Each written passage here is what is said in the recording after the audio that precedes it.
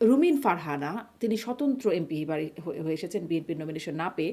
তিনি যখন গেলেন তখন বিএনপির কর্মীরা, নেতাকর্মীরা তার উপর একরকম হামলে পড়লো, আক্রমণ করলো, তাকে নতুন সরকার এখনো দৌড়ের উপর আছে, এখনো বুঝে নিতে পারেন নাই, তার মধ্যে রোজা পড়ে গেছে, রোজার একটা চাপ সিরিয়াস আছে। নানান চাপের অজুহাতেই কিন্তু একসময় ববও চলেছে যে এমনিতেই রাষ্ট্রের একটা অস্থিতিশীল অবস্থা, নানান রকম বাস্তবতা আছে, মানুষ। এই তুমি গুপ্ত, তো এই যে দুষ্টুমি হোক যেটাই হোক, না থাকলে তো বলে না। কারণ আওয়ামী লীগ থেকে গাদা গাদা কারি কারি বের হয়েছে গুপ্ত। তো আওয়ামী লীগের সেই আমলের কথার মতো, কারণ আওয়ামী লীগকে তখন যখন বলা হতো আপনারা এটা করছেন, তখন ওরা তখনই সাথে সাথে শুনতাম ওরা নাকি বিএনপি থেকে আসছে। প্রধানমন্ত্রী মাননীয়, উনি কিন্তু আজকে শনিবার বন্ধের দিন, জাতীয় ছুটি আজকে, তারপরেও আমি শুনলাম যে উনি অফিস করছেন, যে বহরের গাড়ি উনি বাতিল করে দিয়েছেন। কোথায় 30-40টা গাড়ি থাকে। সমঝোতার ভিত্তিতে টাকা নেওয়া হলে সেটি চাঁদাবাজি নয়। লতা মঙ্গেশকর, সোনু নিগম, নেহা কাক্কার এরকম শিল্পী তৈরি করতে চাই বাংলাদেশে আর কি, এরকম। এক্সাম্পল দিলে দোষের তো কিছু নাই। উনি তো বলেন নাই যে এখানে হিন্দিতে গান শেখাবেন। ঘটনা যদি ধরেন আওয়ামী লীগ সরকারের কেউ বলতো, আপনারা কি খুব সিরিভাবে ইগনোর করতেন যে নাকি? ভারতের সাথে বাংলাদেশের সম্পর্ক স্বামী স্ত্রীর মতো। এটাও না এত হয় মুখ জঘন্য ফসকে বলে ফেলেছেন। মুখ ফসকে বলার জন্য তো তার জেল ফাঁসি হয় নাই। আমরা না হয় আপনাদের সঙ্গে টকশোতেই বলেছি আজ। যাকে দেশ বিরোধী চুক্তির জন্য বিএনপি অভিযোগ করলো যে করিডোর চুক্তি করছে, সেটি দেশের স্বার্থ বিরোধী, দেশকে যুদ্ধক্ষেত্র বানাতে চান তিনি। নির্বাচনটা যে এত সুন্দরভাবে হবে এটা কিন্তু বাংলাদেশে কোনো মানুষ চিন্তা করে না। শোনা গেল যে উনার হস্তক্ষেপের কারণে ডক্টর মোহাম্মদ ইউনূসও কি কিছু হতে পারেন কিছু, এই? গডেরও তো একটা খেলা আছে তাই না? রাষ্ট্র তো আমাদের না, শুধু সৃষ্টিকর্তারও। মানে আমাদের সৃষ্টিকর্তার খেলা হিসেবে মেনে নিতে হবে এখন। প্রশ্ন হবে লাগামহীন, জানতে চাই, জানাতে চাই এই সময়ের পালস অফ পলিটিক্স। আন্তর্জাতিক মাতৃভাষা দিবসে স্বতন্ত্র এমপি বিএনপির সাবেক নেত্রী রুমিন ফারহানাকে হেনস্থা করে তার পুষ্পস্তবক ছিঁড়ে ফেলেছে বিএনপি নেতাকর্মীরা। সেটি কি নজরে আসবে দলের বা সরকারের? মাননীয় প্রধানমন্ত্রী তারেক রহমানের বিভিন্ন পলিসি এবং কর্মসূচি প্রশংসিত হলেও সমালোচনায় আছে অনেক মন্ত্রী কথন। পরিবহন মন্ত্রী শেখ রবিউল আলম রবি বলছেন, সমঝোতার ভিত্তিতে টাকা তোলা হলে সেটি চাঁদাবাজি নয়। চাঁদাবাজি নিয়ন্ত্রণে হিমশিম খেয়ে কি চাঁদাবাজির সংজ্ঞাই বদলে দিচ্ছে বিএনপি? অন্যদিকে সংস্কৃতি মন্ত্রী নিতাই রায় চৌধুরী চান ভারতীয় শিল্পীদের মতো শিল্পী তৈরি করতে, যেখানে তার পছন্দের তালিকায় রুনা লায়লা, সাবিনা ইয়াসমিনরা না থাকলেও আছেন ভারতীয় নেহা কাক্কর। অন্যদিকে একসময় যার বিরুদ্ধে বিদেশি নাগরিকত্ব এবং দেশ বিরোধী চুক্তির অভিযোগ তুলেছে বিএনপি, সেই খলিলুর রহমানই এখন পররাষ্ট্রমন্ত্রী হয়ে বলছেন পাই পাই করে বুঝে নেবেন দেশের স্বার্থ। এসব কিছু নিয়ে কথা বলতে স্বপ্নধারা নিবেদিত পালস অফ পলিটিক্সে আমার আজকের অতিথি বিএনপির সাবেক এমপি নীলোফার চৌধুরী মণি। নীলোফার চৌধুরী মণি, আপনাকে স্বাগত জানাচ্ছি পালস অফ পলিটিক্সে আমার আজকের আয়োজনে। ধন্যবাদ।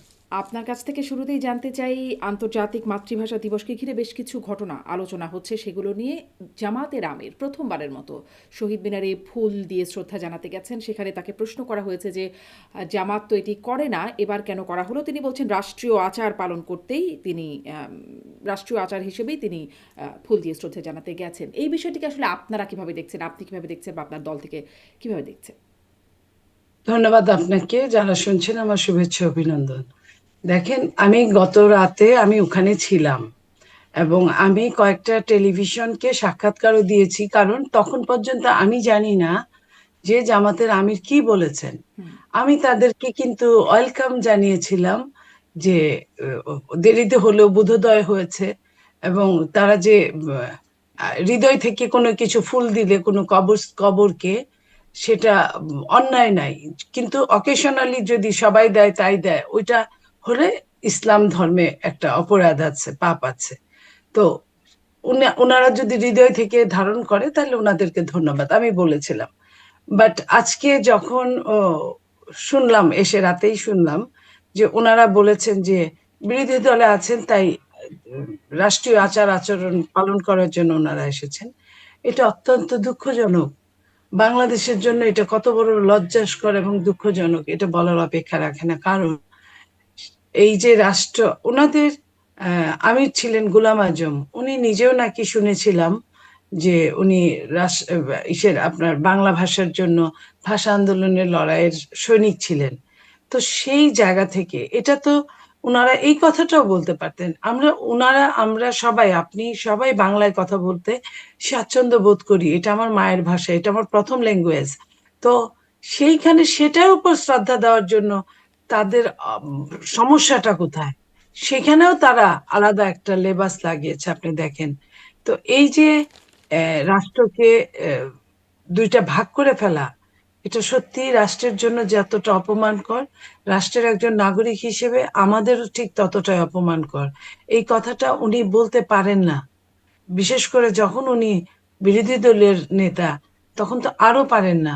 যদি ঘটনাটা মনে মনে নাও উনি বিশ্বাস করে থাকেন, তাও মুখে এইভাবে বলাটা, রাষ্ট্রকে ছোট করাটা তার উচিত হয় না আমি মনে করব। জি, আমি স্পষ্ট। মনে করব জি।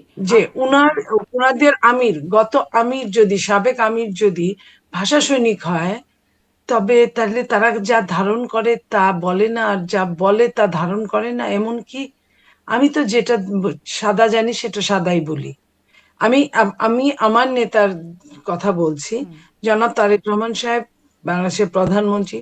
উনি কিন্তু আরেকটা নতুন সংযোজন করেছেন। আমি মুগ্ধ হয়েছি, আমি বিমোহিত হয়েছি যে আমরা যেহেতু ওই মানুষগুলো, শহীদ মানুষগুলোর কবরকে আমরা মনে করে আমরা শ্রদ্ধা জানাতে যাই, সেই জায়গায় ওনার জন্য দোয়া খায়রটা যে করিয়েছেন, এটা এর আগে আমি দেখিনি। এর আগেও আমি অনেকবার বেদিতে ছিলাম, গিয়েছি। আমি এটা এর আগে দেখিনি, এই প্রথম আমি দেখলাম। তো এই যে নতুনত্ব সুন্দর যদি সেটা ভালোর দিকে যায়, কিন্তু নতুনত্ব অসুন্দর যদি সেটা মন্দের দিকে যায়। জি, জি, স্পষ্ট যে আপনার দলের নেতার এই অ্যাপ্রোচটাকে আপনি বেশ ওয়েলকাম করছেন, সাধুবাদ জানাচ্ছেন। কিন্তু জামাতের আমির বা বিরোধী দলের নেতার যে আচরণ, সেটি খুব একটা ইতিবাচক হিসেবে আপনি বা আপনারা নিচ্ছেন না। আরও কয়েকটা বিষয় এই শহীদ বেদিতে ঘটল। সেটি হচ্ছে রুমিন ফারহানা, তিনি স্বতন্ত্র এমপি হয়ে এসেছেন বিএনপির নমিনেশন না পেয়ে। তিনি যখন গেলেন তখন বিএনপির কর্মীরা, নেতাকর্মীরা তার উপর একরকম হামলে পড়লো, আক্রমণ করলো, তাকে ভুয়া ভুয়া স্লোগান দিল, তার পুষ্পস্তবকটা ছিঁড়ে ফেলা হলো এবং তিনি ফুল দিতে পারলেন না। এবং এটির জন্য সরাসরি তিনি বিএনপি নেতাকর্মীদের দাবি অভিযুক্ত করেছেন এবং তিনি বলেছেন যে 17 বছর পর এই বিএনপি নেতাকর্মীদেরকে যদি নিয়ন্ত্রণ করা না যায় তাহলে এটি বিপজ্জনক, এরকম একটা বক্তব্য তিনি দিয়েছেন। মানে এটিকেও আপনারা কিভাবে দেখেন? দেখেন, এটা যে যে ঘটনাটা দেখলাম সেটা দুঃখজনক, যেটা দেখলাম।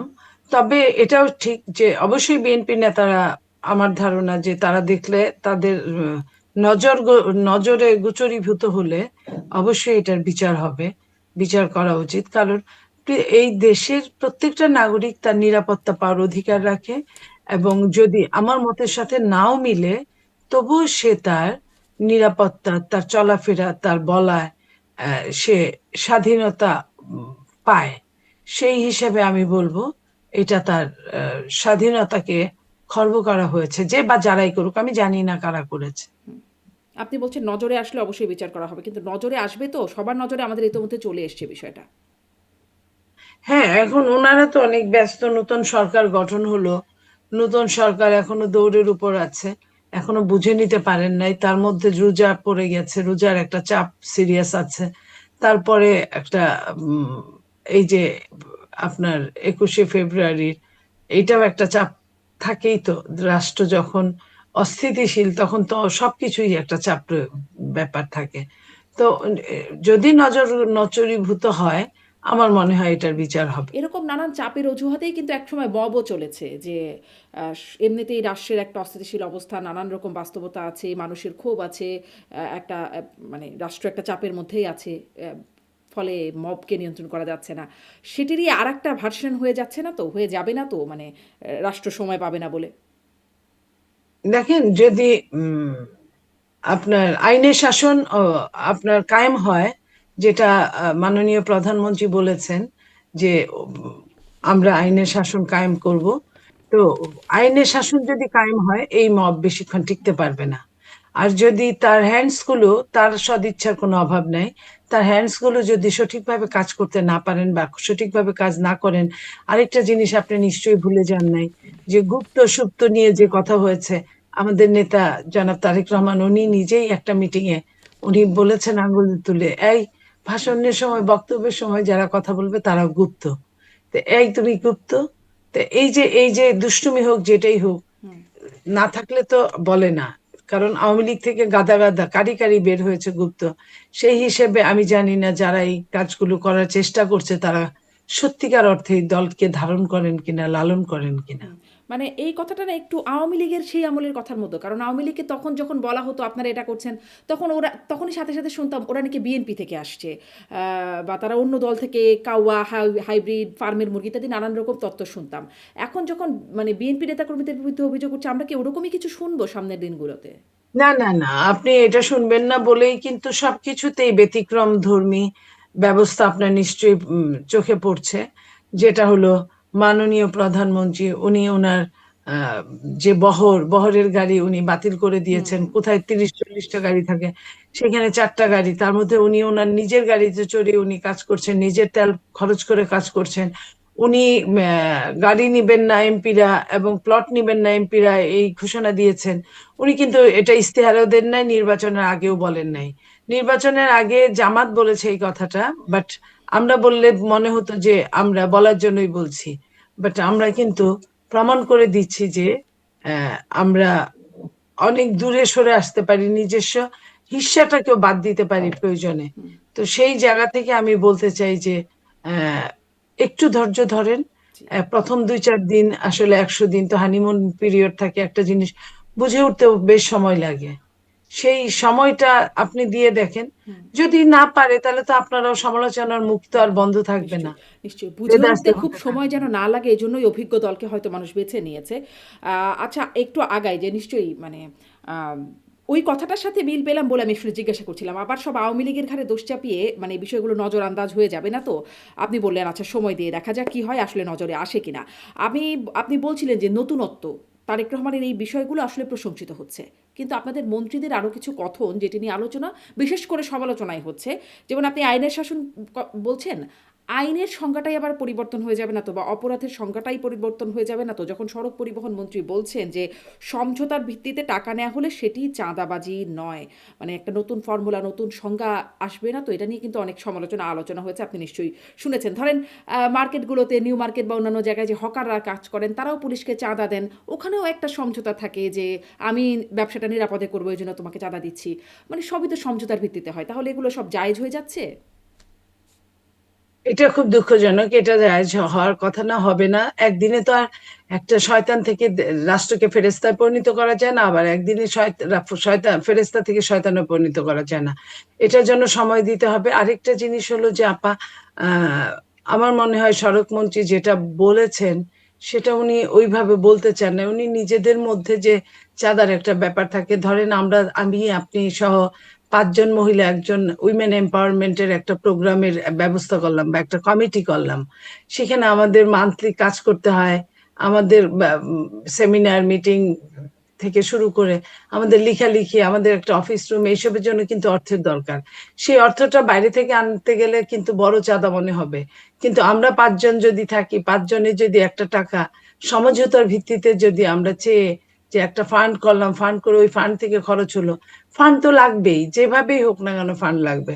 উনি হয়তো বুঝাতে চেয়েছিলেন যে নিজেদের সড়কের যে কাজগুলো, সেই কাজগুলোর জন্য ফান্ড, উনি হয়তো বা ওই চাঁদার দিকে জানি নাই। উনি কিন্তু এটাও বলেন নাই যে চাঁদা হয় না এখানে, একদমই হয় না, হুম। তা বলেন নাই। উনি বলেছেন যে আলোচনার ভিত্তিতে যেটা হয়, আলোচনার ভিত্তিতে আমি সংগঠনকে বুঝাই। সংগঠন, আমি একটা দল করি, আমি দলে কিন্তু 2 টাকা হলেও কিন্তু আমি চাঁদা দিই। আমার মান্থলি একটা টাকা আমার দিতে হয় ওখানে। তো সেইখানে নইলে ওই দলটা চলবে কিভাবে? তো এখন উনি হয়তো বা সংশ্লিষ্টদের কথা এটা এইভাবে বলছে। যদি এটা বলে থাকে তাহলে আপনাদেরও ক্ষমা সুন্দর দৃষ্টিতে দেখতে হবে। আর যদি এটা না বলে থাকে তাহলে হয়তো দলের মতো ডিসিশন নিবে, আমার এটুকুই মনে হয়। জি। এমনিতেই আপনাদের দলে মানে চাঁদাবাজের একটা বেশ মানে বিস্তার আছে। আগে পরে বিভিন্ন সময় আপনারাও মানে দল থেকেও বহুত ব্যবস্থা নেওয়া হয়েছে, সেটা আমরা দেখেছি। অনেক মানুষকে সম্প্রতি সময়ে বহিষ্কারও করা হয়েছে দল থেকে ব্যবস্থা হিসেবে। কিন্তু এমন বক্তব্য সেই ব্যক্তিদেরকে কোনোভাবে উৎসাহিত করবে না তো, বা ইনডেমনিটি দিয়ে দিবে না তো যে আমরা তো সমঝোতার ভিত্তিতে নিচ্ছি? এটা যে দিবে না আমার মনে হয় আমাদের মাননীয় প্রধানমন্ত্রীর চলাফেরা দেখলে, এবং উনি যে কোনো আপোষ করবেন না। উনি 24-এর স্বাধীন হওয়ার পরে আপনার 2-3 মাস পরে উনি একটা বক্তব্য রেখেছিলেন, আমি ছিলাম সেখানে।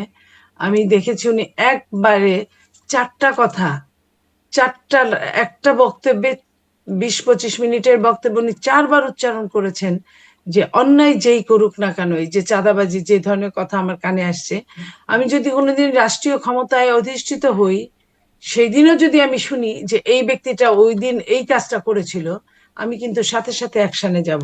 এখন আমার অ্যাকশনে যাওয়ার ক্ষমতা নাই, আমি বহিষ্কার ছাড়া আর কিছুই করতে পারি না। কিন্তু কিন্তু আমি এটা বলে যাচ্ছি, হুম, যেদিনই আমি শুনি সেই দিনই এটার বিরুদ্ধে ব্যবস্থা গ্রহণ করব। তো সেইখান থেকে মনে হয় উনি যদি ঠিক থাকেন এবং সবকিছু যদি বুঝে শুনে নেন, তাহলে আমার মনে হয় যে এই রাষ্ট্রটা ভালোর এই দিকেই বার্তার কথা প্রবাহিত আপনি হবে। বলছেন, কিন্তু যখন আমি বললাম যে রুমিন ফারহানার উপর যে হামলা করে ওঠা বা আক্রমণাত্মক অবস্থায় চলে যাওয়া, সেটি আবার আপনি বলছেন যে তখন সময় দিতে হবে, কেবল তো নিলেন, মানে বিষয়টা একটু সাংঘর্ষিক মনে হচ্ছে না, যে সময় লাগবে আপনাদের, নাকি যে আপনারা সাথে সাথে ব্যবস্থা নেবেন? ক্ষমতায় এসেছে বিএনপি, এবং বিএনপি একটা অভিজ্ঞ দল, সাথে সাথে ব্যবস্থা নেওয়ার মতো অবস্থায় বিএনপি এখনই আছে। সাথে সাথে ব্যবস্থা নেওয়ার জন্য তো আপনাকে একটা সময় দিতে হবে।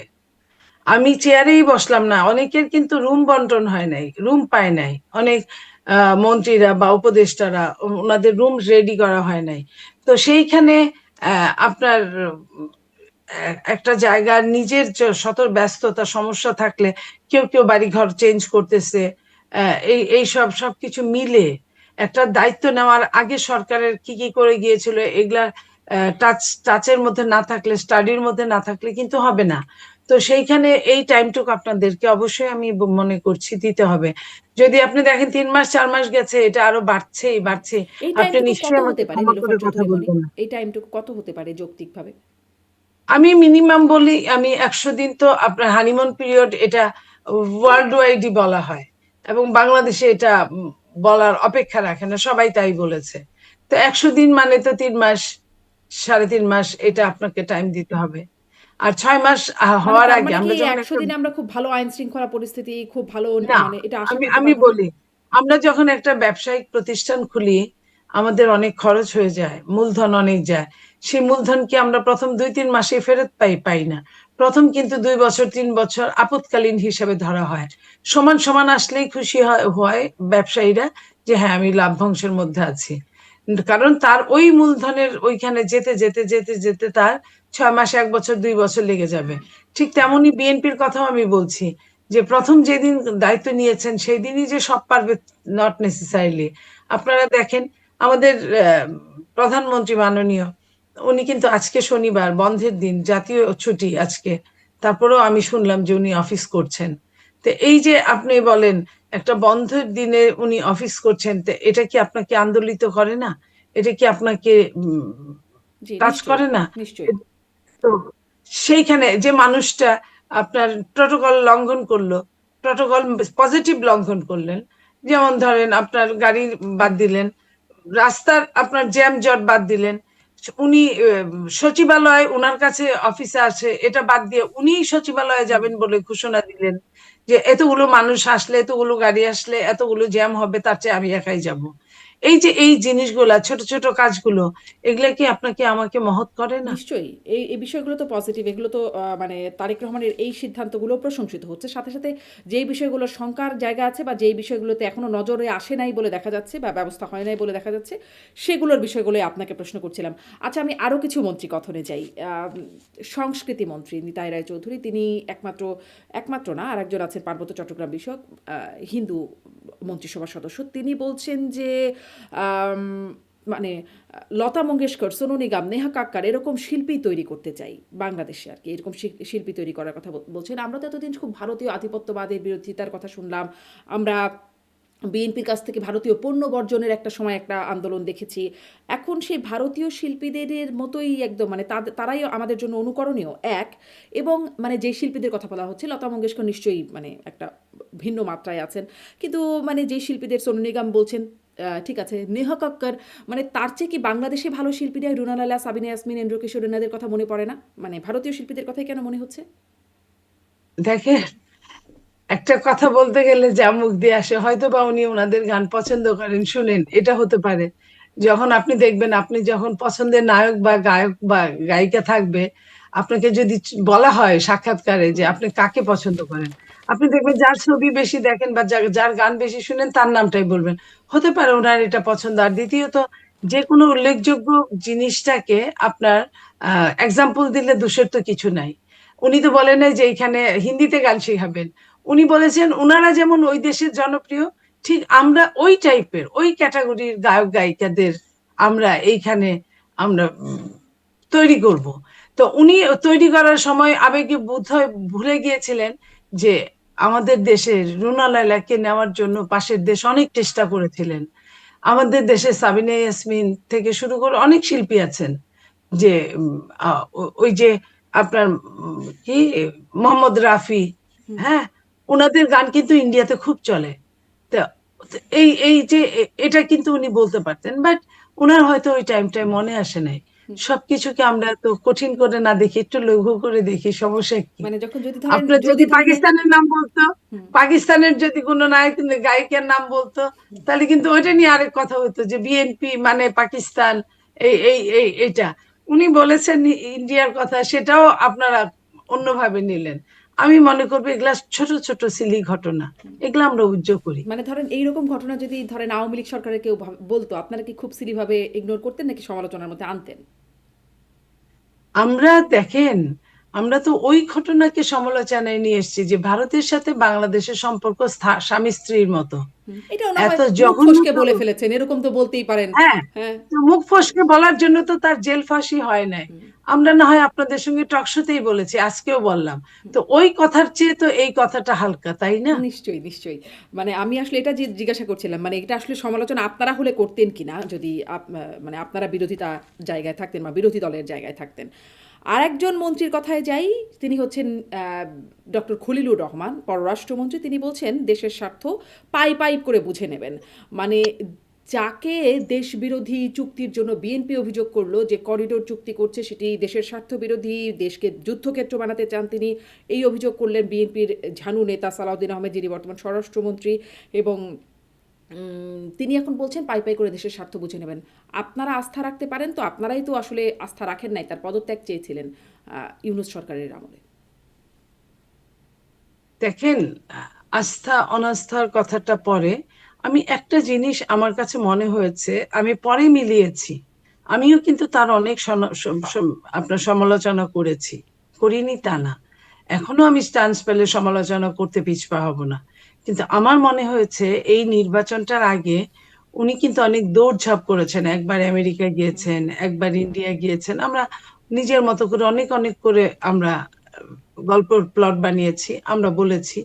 কিন্তু এখন যখন দেখা গেল সত্যিকার অর্থে আপা, নির্বাচনটা যে এত সুন্দরভাবে হবে এটা কিন্তু বাংলাদেশে কোনো মানুষ হুম, চিন্তা করে নাই, হুম, কোনো মানুষই বলে নাই। যখন একটা সুন্দর নির্বাচন হলো এবং যখন শোনা গেল যে উনার হস্তক্ষেপের কারণে এই ঘটনাগুলো ঘটেছে, এবং আপনি জানেন যে পররাষ্ট্রে বাংলাদেশের খুব তেমন ভালো আপনার বিশেষজ্ঞ নাই। তো যদি একটা আপনাদের বিশেষজ্ঞ এত পাওয়া বড় যায় না, দল, একজন বিশেষজ্ঞ নাই পররাষ্ট্রে? আমি আমি আপনাকে বিশেষ, ওই যে অনেক সময় আছে না যে দেখা হয় নাই চক্ষু মেলিয়া, হুম। ঘর হতে শুধু দুই পা ফেলিয়া, একটি ধানের শীষের উপর একটি শিশির বিন্দু। তো অনেকটা আছে, অনেকেই আছে হয়তোবা আহ এত কাছে যে বুঝাই যায় না যে উনি আছেন কিনা। আমি ওটা বলছি না, আমি আপনার অর্থের কথা বলছি। অর্থ বিষয়ক, যেমন ধরেন তিতুমির ভাইকে, প্রফেসর তিতুমির, ঢাকা বিশ্ববিদ্যালয়ে ওনাকে অর্থের উপদেষ্টা করা হয়েছে। তো উনি তো, আর যাই হোক, আমি জানি যতটা বিএনপির লোক না, কিংবা ডাক্তার জাহিদ বিএনপির লোক না। তারপরেও নেওয়া হয়েছে যেহেতু জনাব তারেক রহমান সাহেব বলেছিলেন যে একটা জাতীয় সরকার গঠন করবেন সবাইকে নিয়ে, সব দল নিয়ে, দল মতের মানুষদেরকে নিয়ে। এই কারণে হয়তো করেছেন, এবং এটাও সত্যি অর্থনীতির জন্য বিশেষ বিশেষজ্ঞ হয়তোবা বেশি বয়স হয়ে গেছে, না হয় বেশি ছোট হয়ে যাচ্ছে, ওরকম নাই। তো এই এই জায়গায় কাজে লাগাইলে মন্দ কি? আমার দেশের যদি ইকোনমিক্স যদি ওনাদের মতো লোকদের কাজে লাগিয়ে যদি ভালোর দিকে নেওয়া যায়, তাতে মন্দ কি? আমি এটা মনে করি। আচ্ছা, এই অর্থে আপনি পররাষ্ট্রমন্ত্রীকে মনে করছেন তিনি হতেই পারেন, কিন্তু আপনি যে বললেন যে সুন্দরভাবে নির্বাচনটা হয়েছে, ওনার হস্তক্ষেপ আছে, উনি কিভাবে নিরাপত্তা আমি উপদেষ্টা আমি মনে করছি, নিরাপত্তা উপদেষ্টা সরি, হিসেবে হস্তক্ষেপ করলেন? আমি সরি, আমি মনে করছি এখন পর্যন্ত আমি ওভার ক্লিয়ার না। আমি মনে করছি ওনাকে তখন দৌড়ঝাঁপ করতে দেখেছি। তারপরে ইলেকশনটা তো সত্যি কথা ইউনিসেফ যে দিবে অনেকে বিশ্বাসই করে নাই। তো এই সবকিছু মিলে মনে হয়েছে যে লোকটা হয়তো বা কোনো অবদান আছে যেটা খুদ বিএনপির মাননীয় চেয়ারম্যান জানেন। হয়তো এই জন্য উনি ওনার হিসাব মতে উনি রেখেছেন। আমি এই কথাটাই বলতে চেয়েছি, আর কিছু না। মানে এই যে ভারতে আমেরিকায় গিয়ে দৌড়ঝাঁপ করেছেন, এই দৌড়ঝাঁপ এর ফলে সুন্দরভাবে নির্বাচন হতে পেরেছে বলে আপনারা মনে করেন? জিও পলিটিক্সের তো একটা অবদান আছে, এটা অস্বীকার করার কোনো কারণ নাই। জিও কে আপনি এই মুহূর্তে পৃথিবীর কোনো দেশ জিওকে বাদ দিতে পারে না, আর বাংলাদেশের মতো উন্নয়নশীল দেশ তো পারেই না। তো সেইখানে আমি বলবো যে তাদেরও একটা অবদান আছে, হতে পারে পরোক্ষ, হতে পারে প্রত্যক্ষ। আপনার মনে পড়ে যে জামাতের আমির কোনো কথাই বলে নাই, তাকে সাংবাদিকরা আপনারা জিজ্ঞেস করেছেন বেশ কয়েকদিন যে ভারতের সাথে মোদী সরকারের সাথে তাদের কোনো আলোচনা হয়েছে কিনা, ওনারা মুখ বন্ধ করে না করেছে, না কোনো আলোচনা হয় নাই। সেইখানে রয়টার্সে যখন আসলো যে আরো 6 মাস আগে, 5 মাস আগে জামাতের আমিরের সাথে আহ, আপনার ভারতের বিভিন্ন মন্ত্রী পর্যায়ে তারা বসেছিল এবং পররাষ্ট্র সংক্রান্ত তারা বসেছিল, তখন কিন্তু উনি ধরা খেয়ে বলেছেন যে হ্যাঁ এটা তো অনেক আগে, হ্যাঁ আমি বসেছিলাম, তেমন কোনো কিছুর জন্য না, এমনি আমি বসেছিলাম। এই যে জিনিসগুলো, এই জিনিসগুলো আপনি কোন চোখে দেখবেন? এগুলো তো আপনার একটা না একটা জিও পলিটিক্স এর হস্তক্ষেপ, তাই না? এটা কখন বললেন ওনারা? যখন শফিক সাহেব বারবার করে অস্বীকার করছিলেন, তখন নিজেরাই ছেড়ে দিলেন নিজেদের পত্রিকায়। হুম। তো মানে তিনি বলছেন যে ধরা খেয়ে বললেন। আপনাদেরও কি কোথাও কিছু ধরা আছে বলে আসলে তাকে এরকম পররাষ্ট্রমন্ত্রী বানাতে হলো কিনা, এই আলোচনাটাও আসছে। কারণ আপনাদের বর্তমান স্বরাষ্ট্রমন্ত্রী তিনি তাকে বিদেশি নাগরিক কোন আক্কেলে ডক্টর ইউনূস তাকে নিরাপত্তা উপদেষ্টা বানিয়েছেন সেই প্রশ্ন তুলেছেন। মানে তাহলে খুব স্বাভাবিকভাবে এখন আপনাদের উপরে ওই প্রশ্ন, আপনারা কোন আক্কেলে, মানে বিএনপি বা তারেক রহমান কোন আক্কেলে তাকে পররাষ্ট্রমন্ত্রীর মতো একটা পদ দিচ্ছেন, সেটি কি জাতির কাছে স্পষ্ট করা দরকার না? মানে যেই অবিশ্বাসটা ওনারা তুলেছেন, মানে আপনারা তুলেছেন, সেই অবিশ্বাসটা মানুষের মধ্যে আপনারা ছড়িয়ে দিয়েছেন। এখন আমরা কি করে বিশ্বাস করব যে তিনি আসলে পাই পাই করে সত্যিই দেশের স্বার্থ উদ্ধার করবেন? দেখেন, সময় আসলে ঠিকই আপনাদের কাছে ক্লিয়ার হয়ে যাবে কি, কেন এবং কোথায় কেন হয়েছে। এই জিনিসগুলো আপনারা অবশ্যই জানতে পারবেন। আমার কাছে মনে হয় যে আহ, হ্যাঁ, আমি কিন্তু স্বীকার করেছি যে জিও পলিটিক্স এর একটা হস্তক্ষেপ আছে। তা আমার কাছে মনে হয় যে উনি উম, খুব অচিরেই এটার ক্লিয়ার করে দিবেন। জি। আচ্ছা, উনি অচিরেই ক্লিয়ার করে দেবেন। আসলে আ মানে এই কদিন হয়ে গেল এই প্রশ্নটা খুব ভালোভাবেই আসছে কিন্তু কেউ ক্লিয়ার করছেন না। ওই গুপ্ত বিষয়টা আলোচনা হচ্ছে তো, মানে ইনারাও কি আসলে গুপ্ত ছিল কিনা বিএনপির লোক সেটাও একটা প্রশ্ন আসছে। প্রশ্ন হচ্ছে যেমন ধরেন স্বরাষ্ট্র সচিব নাসিমুল গনি তিনি এখন বিএনপি সরকারের মন্ত্রী পরিষদ সচিব। মানে যেটা বলা হতো প্রশাসনে নাকি আপনারা ভাগ বাটোয়ারা, আপনার সাথেও আলোচনা হয়েছে যে ভাগ বাটোয়ারার যে অভিযোগ বিএনপি তাদের লোকজন বসিয়ে রেখেছে, এটা কি তারই একটা নমুনা? না, না, আপনি এই জায়গায় একটু ভুল হচ্ছে আমাদের। সেটা হলো যে নাসিমুল গনিকে আপনার মন্ত্রিপরিষদ সচিব দিয়েছেন কে? ডক্টর ইউনূস সাহেব। ওনার যাওয়ার আগের দিনে উনি করে গিয়েছেন এটা। এটা করেছেন, তখনও তো বিএনপি দায়িত্ব নেন নাই। তো বিএনপি যদি দায়িত্ব না নিয়ে থাকেন কিছু করতে পারবেন না। আমার মনে হয় যে খুব তাড়াতাড়ি এই পররাষ্ট্র সচিব, সরি, মন্ত্রিপরিষদ সচিব চেঞ্জ হতে যাচ্ছে। আমার আচ্ছা, এরকমই মনে হয়। আচ্ছা। তার সাথে যদি ব্যাটে বলে না মিলে তাকে কেন রাখবে আপনি বলেন? একটা সরকার চালানো তো চারটিখানি কথা না। জি, আপনি মনে করছেন চেঞ্জ হতে যাচ্ছে। খলিলুর রহমানের প্রসঙ্গে আরেকটু প্রশ্ন করি, মানে গুপ্ত ছিলেন কিনা এই প্রসঙ্গটা যখন আসে, আরেকটা প্রসঙ্গ যখন করছিলেন যে কোনো ডিল আছে কিনা, চাপ আছে কিনা, ধরেন তিনি গিয়েছিলেন তারেক রহমানের সাথে দেখা করতে। তারপর থেকে কি পরিস্থিতির কোনো পরিবর্তন হয়েছে? এবং সেখানে দেখা করতে গিয়ে নিরাপত্তা উপদেষ্টা থেকে এখন পররাষ্ট্রমন্ত্রী হয়ে গেলেন। ডক্টর মোহাম্মদ ইউনূসও কি কিছু হতে পারেন এই মানে বিএনপি সরকারের? আমার কাছে এটা মনে হয় না যে উনি কিছু হতে পারেন। কারণ পররাষ্ট্রমন্ত্রী আর রাষ্ট্রপতি দুইটা আলাদা জিনিস। বিএনপি নিজেদের নেতারা আছেন, সিনিয়র নেতারা আছেন, প্রবীণ আছেন এবং মার্জিত, শিক্ষিত, ভদ্র, বিনয়ী এবং রাজনৈতিক অভিজ্ঞতা সম্পন্ন পোর খাওয়া রাজনীতিবিদ। এই এতগুলো আপনার যোগ্যতায় যারা আহ, আছেন, তাদের মধ্যে থেকেই হয়তো নেওয়া হবে। কিন্তু আবার যদি দেখা হয় না চক্ষু মেলিয়া ঘর হতে শুধু দুই পা ফেলিয়া ওইটা হয়ে যায় আবার, যে ঘরের মধ্যে এত কাছে আছে যে দেখলেন না, এরকমটা হওয়ার সম্ভাবনা আছে কি এক্ষেত্রেও? হতে সেটাও হতে পারে, বলা যায় না।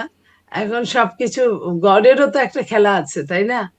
রাষ্ট্র তো আমাদের না, শুধু সৃষ্টিকর্তারও। হুম। তো তারও তো একটা খেলা আছে, বলে না উস্তাদের মায়ের শেষ রাতে। এখন মানে আমাদের সৃষ্টিকর্তার খেলা হিসেবে মেনে নিতে হবে এখন, যে এখন আল্লাহ কি করবো, আল্লাহ অনেক কিছু করছেন। কিন্তু সৃষ্টিকর্তার খেলার উপর ডিপেন্ড করে, আমি এটা বিশ্বাস আচ্ছা, করি। মানে এগুলো সবই ওস্তাদের মায়ের শেষ সাথে হচ্ছে। ওস্তাদটা কি এখন, এটা হচ্ছে দেখার বিষয়, ওস্তাদটা আসলে কে। সেটাই। আপনি বলছিলেন সুষ্ঠু নির্বাচন হয়েছে, যাই হোক সেটি মনে হচ্ছে অনেক ক্ষেত্রে আপনাদের যে সেটি খলিলুর রহমানের হস্তক্ষেপে সুষ্ঠু নির্বাচন হচ্ছে, কিন্তু এই সুষ্ঠু নির্বাচনে মানে অনেক অভিযোগ আছে, ইলেকশন ইঞ্জিনিয়ারিংয়ের অভিযোগ। আহ, আপনি আর একটা অনুষ্ঠানে আপনার বক্তব্য দেখছিলাম, আপনি বলছিলেন যে জামাতের আমির ফেল করেছিল ঢাকা 15 আসনে, মিল্টনকে সেখানে কোরবানি দেওয়া হয়েছে, কারণ জামাত সাথে সাথে বলছে যে আন্দোলন করবে, এত কষ্ট করে যে নির্বাচন সেটা বিএনপি নষ্ট করতে চায়নি, তখন সাথে সাথে বলছে ওইটা ওনাকে দিয়ে দাও। মানে কাকে কোন সিট দেবে এটা কি বিএনপির হাতে ছিল?